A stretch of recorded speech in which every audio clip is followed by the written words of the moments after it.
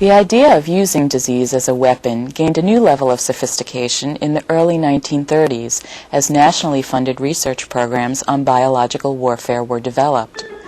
The Japanese had a very active offensive biowarfare research program which included a battalion known as 731. In their program, the Japanese conducted experiments on humans using 15 to 20 different disease-causing agents, with anthrax being one of their favorites. Allied prisoners of war and innocent Manchurian civilians in nearby villages provided an almost endless supply of experimental subjects. When word of Unit 731 leaked to the West, Allied forces began their own programs, concerned that Japan and possibly Germany would gain a military advantage in biowarfare research. On the third day after exposure, the casualties begin. Dead sheep can be seen further down the line. It is, of course, necessary to confirm that they've died of anthrax. In 1942, on Greenyard Island off the coast of Scotland, the British conducted their first scientifically controlled biowarfare field trials. Scientists exploded anthrax bombs near immobilized sheep to determine if the spores would survive an explosion and retain the ability to infect anyone nearby. Test results showed that anthrax could in fact be effectively dispersed by explosive devices and could also remain viable in the soil for decades. This brought home the realization that if an anthrax bomb were dropped on a city like London, the results could have been catastrophic. Greenyard Island was declared off-limits until it was decontaminated in the 1980s. It's now safe for both humans and animals. Like our allies, the United States responded to the perceived threats from Germany and Japan. In 1943, we began an offensive biological program with a modest research and development facility at Camp Detrick, which is now Fort Detrick, Maryland. By the end of the program, we had weaponized a total of 7 incapacitating or lethal human agents, including anthrax. In 1969, Richard Nixon renounced the use of biological weapons for the United States. I have decided that the United States of America will renounce the use of any form of deadly biological weapons that either kill or incapacitate. President Nixon visited Fort Detrick on the 25th of November, 1969. I remember that date quite well, because following his announcement of taking munitions and beating them to plowsheds, we all lost our job. And that was a very traumatic experience. But following his presidential announcement on this date, the entire United States offensive program on biological warfare came to a close within 2 years. We destroyed all of our seed stocks. We destroyed all of our production material at Pine Bluff, Arkansas.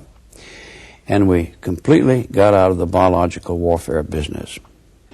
Even at its peak, the U.S. offensive program paled compared to the Soviet Union's.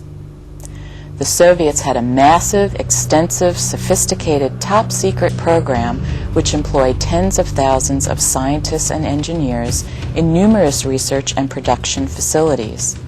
The Soviets signed the Biological Warfare Convention in the 1970s, and yet their program continued uninterrupted and, in fact, intensified. Our worst fears were confirmed in 1979 when an accidental release of anthrax occurred at a biological research facility in the town of Sverdlovsk. Much of our recent knowledge about their joint military and civilian program comes from a Soviet defector, Dr. Ken Alibek, formerly known as Dr. Kenachin Alibekov. He was the deputy director of Bioterrorism, a cover organization for the civilian bioweapon and production facilities. Although we had suspected for years that they had continued their offensive program, some of the information he provided was a real wake-up call for the United States. Prior to the Gulf War, the intelligence community suspected that the Iraqis had done research on anthrax, but they didn't know just how extensive their program was.